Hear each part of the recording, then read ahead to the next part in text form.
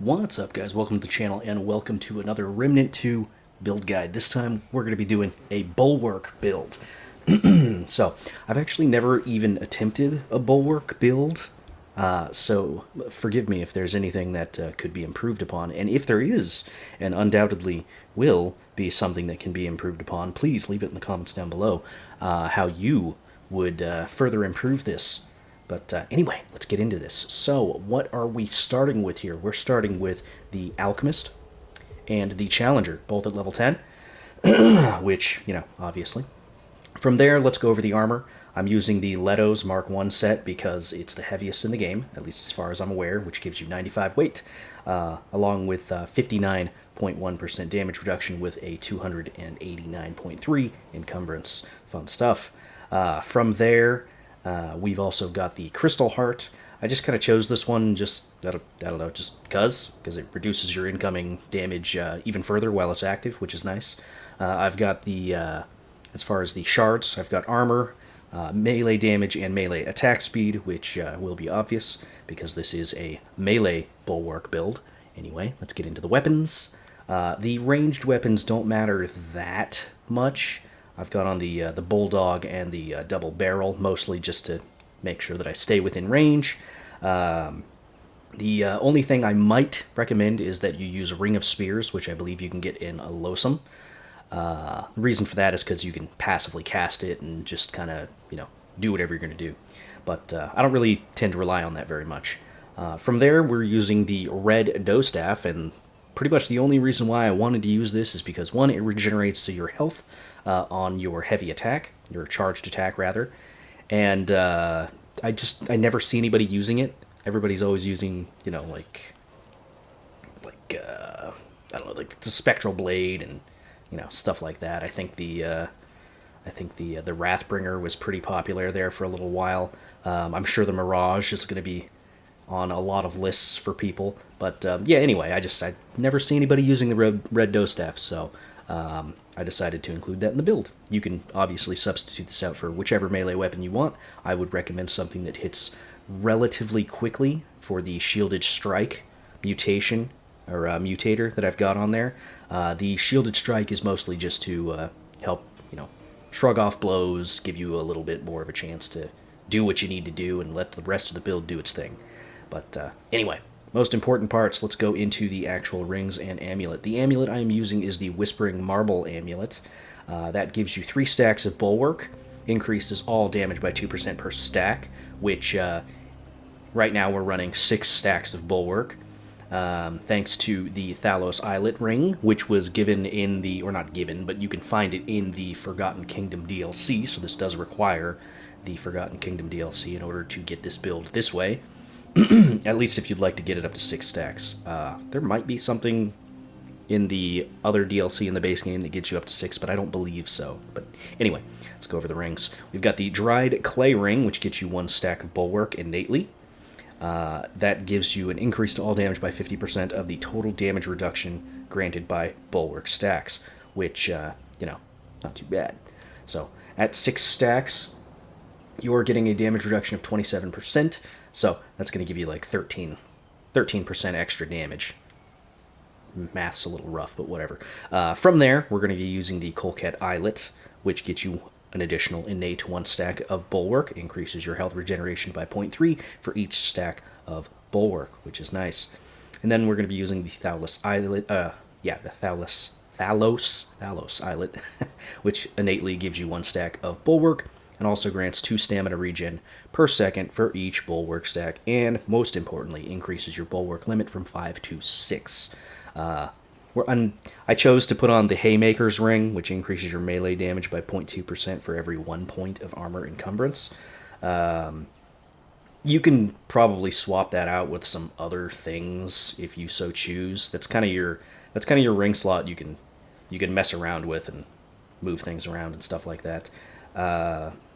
This could also work, the Bridge Warden's Crest, depending on if you're going to be doing any flopping, which I'm not most of the time. I'm just standing there tanking damage. But, yeah, there's some other stuff you could wear. I think there's some other, like, what is it, the Meteorite Ring or something like that? What the heck is that thing? Metal Driver, Meteorite Shard Ring, there you go.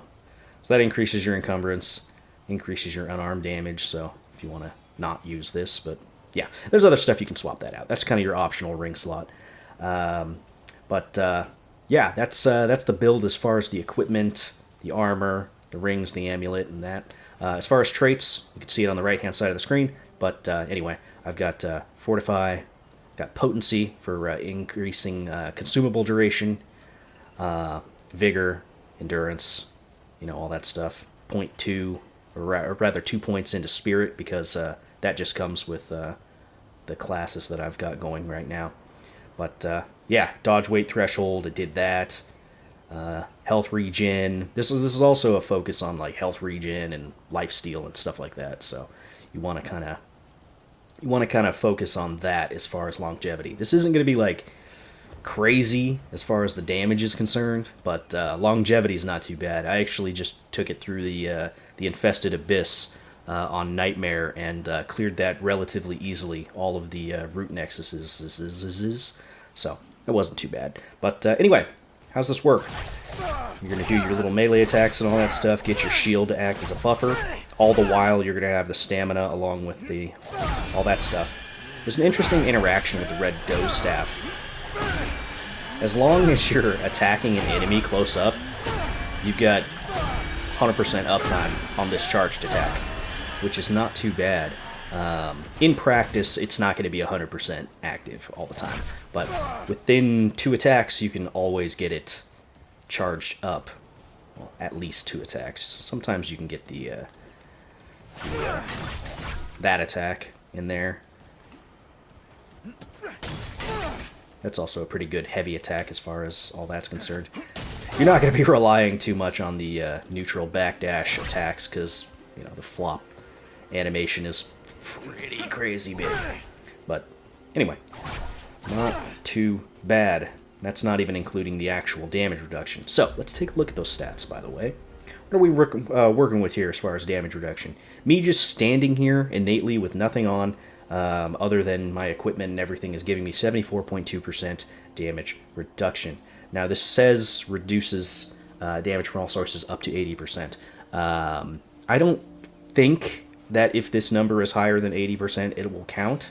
But this gets up to almost 95 with everything active. So if I activate this thing,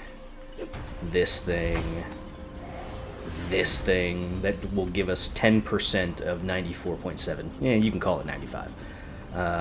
So once the crystal heart goes down, I think this is going to drop to 84. Yeah, 84.5. And then when the stone skin deactivates, that's going to drop us back down to the 74. So it says that the number gets up to 95, but I don't think it's actually 95. I'm going to probably put that in the thumbnail, 95% damage reduction, but I don't think mechanically in the game it's actually going to be that low as far as the damage received and all that stuff. But yeah, no, this is pretty much my first attempt at the whole bulwark build type of deal, with a heavy focus on life regen, lifesteal, and just tanking damage with shield and innate damage reduction. But yeah, it's a pretty comfy build as far as all that's concerned. Oh, I didn't even show you the with this active. So that's gonna do its thing, give you extra little DPS, because we're already getting that close to enemies anyway, so it's not too bad. And then of course you could throw these things if you so choose. You could probably invest in some other abilities, like in the traits, for instance. I'm pretty sure we've got one. Where is it? Resolute might not be a terrible idea. Where's the thing? Where's the thing? There's an ability that makes it so that you generate more mod damage on melee strikes. I can't remember what the heck it's called because I never used the dang thing.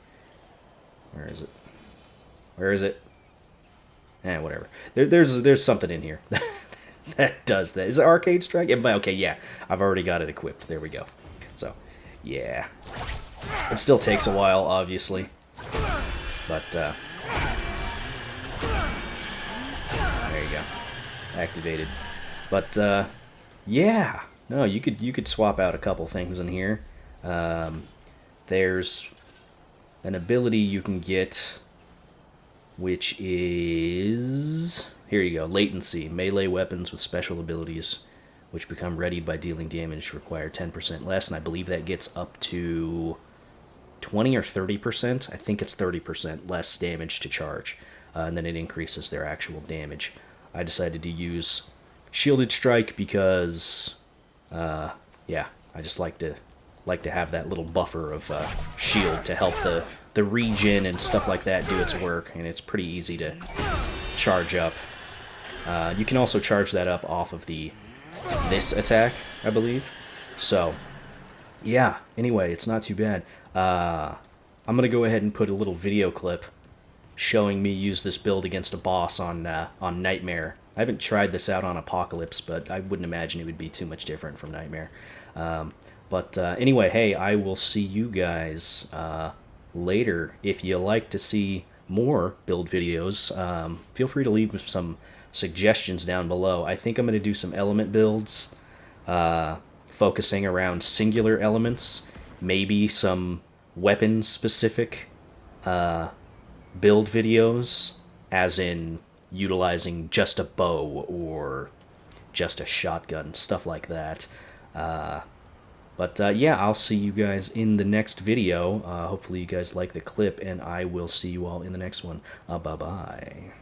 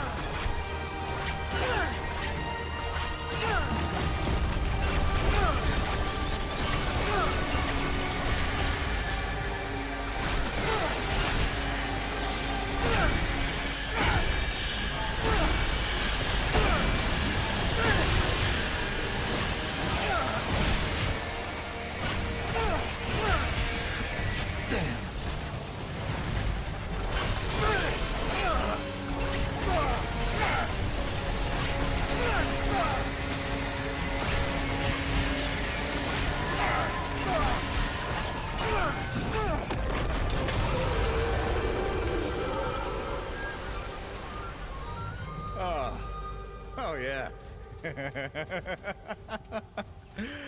Oh, yeah.